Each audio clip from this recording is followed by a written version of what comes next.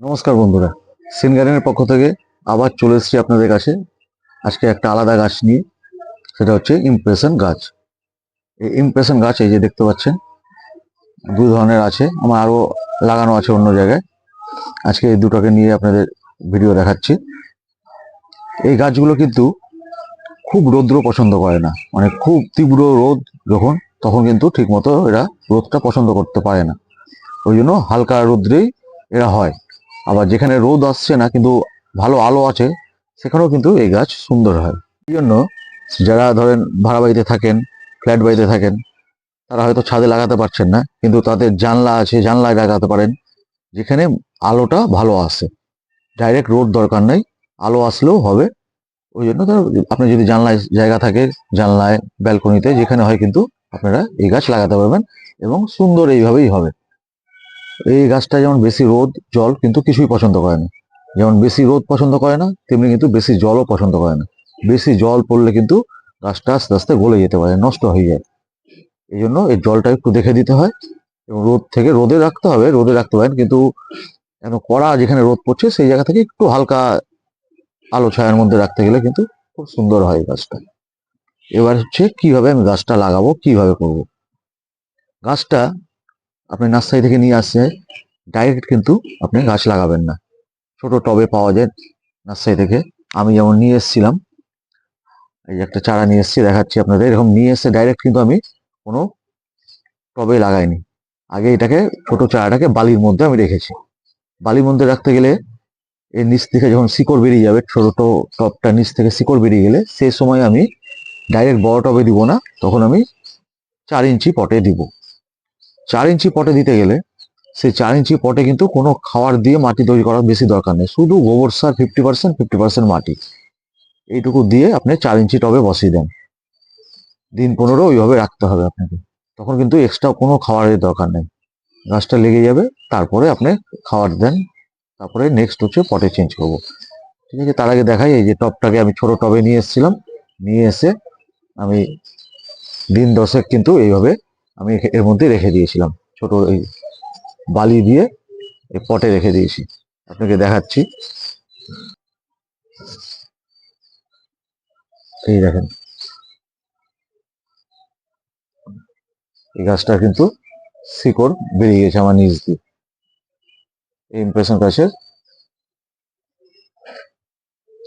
এই গাছটা শিকড় বেরিয়ে গেছে। এবারে এই গাছটাকে আমি, গাছটা শিকড় বেরিয়েছে মানে গাছটা কিন্তু সুন্দরভাবে আমার লেগে গেছে, এবং যখন পটে লাগাবো অন্য পটে, ও কিন্তু তাড়াতাড়ি গাছটা মাটিটা ধরে নেবে। এবারে আমি কি করবো, এটাকে তখন এই 50% মাটি আর 50% গোবর সার দিয়ে আমি এখন এটাকে 4 ইঞ্চি পটে লাগিয়ে দিব। দিয়ে আরো দিন 15 রেখে দিব। ও যখন ডালগুলো ছাড়া শুরু করবে আস্তে আস্তে, দিয়ে 15-20 দিন পর এটাকে আমি নিয়ে তখন 8 ইঞ্চি 10 ইঞ্চি আপনি যেখানে লাগান, টবে লাগান, গামলাতে লাগান, একটু ছড়ানো জায়গায় লাগানোর চেষ্টা করবেন। যত টবটার মাথাটা ছড়ানো থাকবে, তত কিন্তু এই গাছটা ঝাড় হবে ভালো। আপনি যদি বাড়িতে গামলা থাকে, প্লাস্টিকের গামলা, সেখানেও লাগাতে পারেন, যে কোনো জায়গায় লাগাতে পারেন। কি হবে, ঝাড়টা এরকম বড় ঝাড় হতে থাকবে। এবার যখন আপনি 4 ইঞ্চি পট থেকে তুলে যখন আপনি 8 ইঞ্চি 10 ইঞ্চি যেখানেই লাগান, তার জন্য আপনাকে কি মাটিটা রেডি করতে হবে। তখন কি করবেন, আপনি 30%, 40% মাটি নেন, 40% গোবর সার নিয়ে নেন, তার মধ্যে 10% বালি দিবেন, 10 থেকে 15% বালি, কিংবা বালি চালার পর যে কুচিগুলো বেরোয় সেটা। তাহলে কি হয়, মাটিতে কিন্তু জলটা যাতে কম দাঁড়ায়। মাটিতে যদি জল ধরে রেখে দেয়, তাহলে কিন্তু এই গাছটা নষ্ট হয়ে যাবে। এমন করতে হবে, মাটিতে জল দিবেন, আর জল কিন্তু আস্তে আস্তে নিচ দিয়ে বেরিয়ে যাবে। ড্রেনেজ সিস্টেমটা কিন্তু খুব ভালো রাখতে হবে এই গাছে, সেইভাবে মাটি আমাদের তৈরি করতে হবে। ওই জন্য মাটি দিলেন 40%, 40% গোবর সার দেন, আপনি 10% বালি দেন, 10% যদি মনে হয় যে জল বেশি বেরিয়ে যাওয়ার ভয় আছে, হালকা কোকোপিট দিতে পারেন। আর এর সঙ্গে কি মিশাবেন, সুপার ফসফেট পার টব হিসাবে 1 চামচ সুপার ফসফেট, 1 মুঠ শিংকুচি, 1 মুঠ হাড়ের গুঁড়া, এটা দিয়ে আপনি মাটিটাকে অন্তত 7 থেকে 10 দিন আগে রেডি করে রেখে দিবেন। দিয়ে এবার যখন গাছ লাগাবেন, তখন ওই মাটি দিয়ে আপনি গাছটা লাগান। গাছ লাগানোর পর, এই গাছ কিন্তু লাগানো দেখবেন 15-20 দিন পর থেকে যখন গাছটা মাটিটা ধরে নিবে, ডালপালা শুরু করবে বাড়তে, তখন কিন্তু ওদের কড়ি চলে আসবে। এই যে এরকম কড়ি দেখতে পাচ্ছেন, এই যে আমার গাছে দেখেন এখনো ভর্তি কড়ি আছে, এরকম কিন্তু কড়ি চলে আসবে গোটা গাছে। সব ছোট ছোট, এই যে দেখতে পাচ্ছেন গোটা গাছে কিন্তু এখনো কড়ি ভরে আছে, এরকম প্রথমে কড়ি চলে আসবে। সেই সময় কিন্তু ফুল নিবেন না, গাছটা যখন ছোট থাকবে ওই সময় কড়িগুলো ভেঙে দিতে হবে আপনাকে। গাছটা যখন বড় হবে আস্তে আস্তে তারপরে, কারণ ছোট থাকতে ফুল নিলে কিন্তু গাছটা ঝাড় হবে না। এই জন্য গাছটা কিন্তু কড়ি দিতে শুরু করে দিবে, ডালপালা ছাড়বে যখনই আস্তে আস্তে তখনই ও কড়ি দিতে থাকবে। কড়িগুলো সব ভেঙে দিবেন, কড়িগুলো ভেঙে দিলে গাছটা আরো ঝাড় হবে। এবার আস্তে আস্তে ঝাড় হবে, তারপরে কিন্তু আর এরপরে কি করবেন, তখন গাছটা লাগানোর 15 থেকে 20 দিন পর থেকে একে সর্ষার খোল পাতলা করে প্রতি 7 থেকে 10 দিন অন্তর অন্তর পাতলা করে সর্ষার খোল জল, যেটা সর্ষার খোল পচিয়ে 3-4 দিন ভিজিয়ে রাখবেন, রেখে সেই জলটা খুব তার সঙ্গে নর্মাল জল মিশিয়ে পাতলা করে টবে দিবেন। ওর সঙ্গে যদি পারেন পার টব হিসাবে 10 ইঞ্চির টব হলে 7 থেকে 8টা করে দানা পার টব হিসাবে সর্ষার খোলের মধ্যে দিয়ে, ওটাকে দিয়েও কিন্তু আপনি ডিএপি দিয়ে দিতে পারেন। তাহলে কি হবে, গাছটা কিন্তু আরো তাড়াতাড়ি গ্রোথ হতে শুরু করবে, এ খুব তাড়াতাড়ি ঝাড় হয়। যখনই সর্ষার খোল ওই ডিএপি দিয়ে দিবেন দেখবেন কিন্তু গ্রোথ খুব ভালো হয়।